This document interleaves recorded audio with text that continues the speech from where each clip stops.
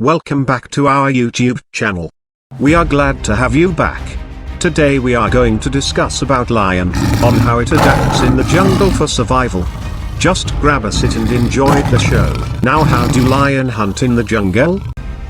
The choice of animals that the lion hunts for food is largely dependent on what sort of food is available in their particular area of habitation. Generally, the scrub country, which lions tend to favor more than anywhere else, provides them with many different kinds of herbivores. Their favorites are wildebeest, zebras, antelopes, gazelles and waterbuck. However, if a lion is hungry enough and cannot find its preferred food, it'll resort to eating whatever it can find, including fish. They also target other large animals such as buffaloes and giraffes, though they do so with great difficulty and with enormous risk to their own lives.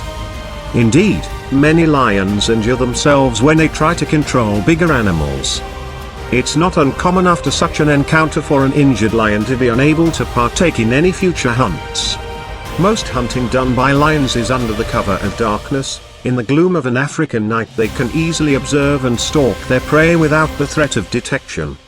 It's actually quite common for lions to sit and observe their prey during daylight hours, usually just before sunset. But they mostly wait until after dark before launching an attack. Similarly, if the landscape is illuminated by bright moonlight, then they'll wait until it's obscured before attempting any sort of hunt. The main reason why they do this is simply because their typical habitation is devoid of cover. Often in the daytime, a lion will begin closing in on a potential victim, but will subsequently give itself away, resulting in the prey escaping easily. Lions that live in areas with thicker cover are able to do more of the hunting in daylight hours. Other hunting that occurs in sunlight is directly related to the activity of a particular prey species. For example, when zebras or gazelles drink from lakes or rivers during the heat of the day, their presence often produces a flurry of hunting. But usually, most stalking by lions is done just after sunset, or during the middle of the night, several hours before dawn.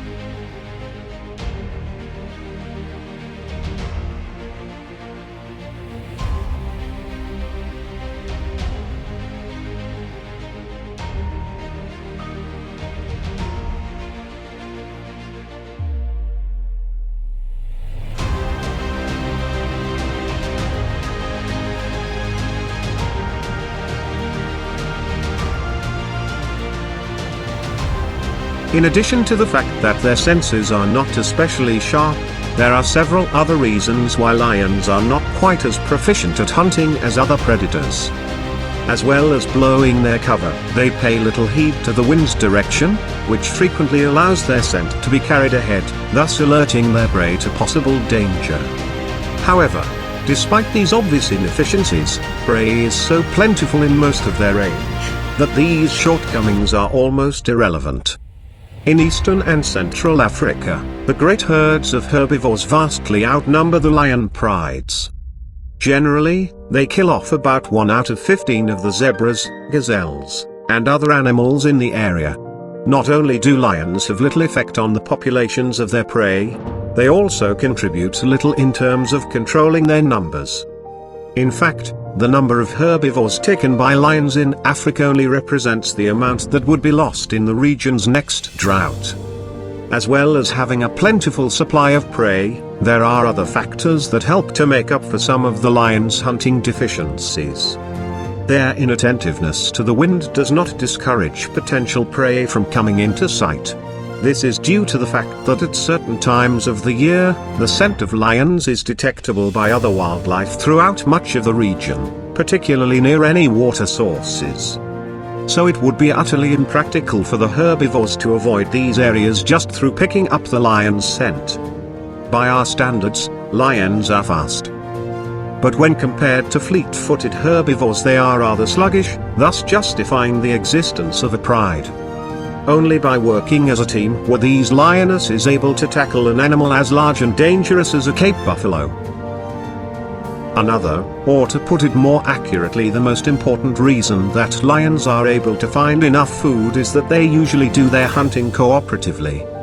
They will stalk their victims for up to an hour, but 15 minutes is more than norm before deciding to pounce. Normally, several lions circle around the herd they are attacking, slowly driving their victims towards some of their fellows hiding in tall grass. These lions, usually females also known as lionesses, then attack their prey from the sides or the rear. Cooperative hunting also makes up for another significant problem that lions have in comparison with other predators: their lack of speed. By our standards, of course, these mighty creatures are anything but slow. Their top speed is around 30 miles per hour, but they can only sustain it for around a minute. Indeed, they rarely pursue a prey item for more than 100 yards. By working in groups, they are able to tackle prey that would otherwise prove too fast or elusive for them. Lions also gain another advantage through group hunting when they have killed an animal too large for one to eat alone. With an entire pride partaking in the consumption of food, not only does more food go to more mouths at one time, but it also allows the pride to avoid the problem of having to guard or store their food. Such problems are frequently encountered and dealt with by other big cats such as leopards and tigers, who often find ingenious ways of hiding their kills from competitors. Leopards, for example, often stash their kills in a tree, while tigers will remain in the vicinity of their kill until it's fully eaten. Lions, being denizens of open country, simply don't have the luxury of being able to hide or shelter the food. They don't eat every day, although they have often been observed hunting on days they don't eat. Once a lion has subdued its prey, they begin feasting, focusing initially on the animal's intestines, the most nutritious part of the meal. After that, the lion gorges on the rest, working forward from the hind quarters. On average, a prey item weighs about 250 ibs, from which each lion usually consumes about 40 ibs worth. If they are lucky enough to enjoy a really big meal, then normally they will dedicate the next 24 hours for rest. Such behavior is common, because lions will consume whatever food they have, eating as much as 75 ibs in one sitting. Prides have also been observed gorging themselves for several hours, and then moving and doing very little for the next 3 or 4 days. By the 5th day though, the hunting itch starts to return.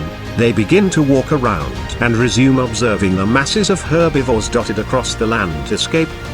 On day 6, they are ready once again to look for food, thus a whole new hunt begins.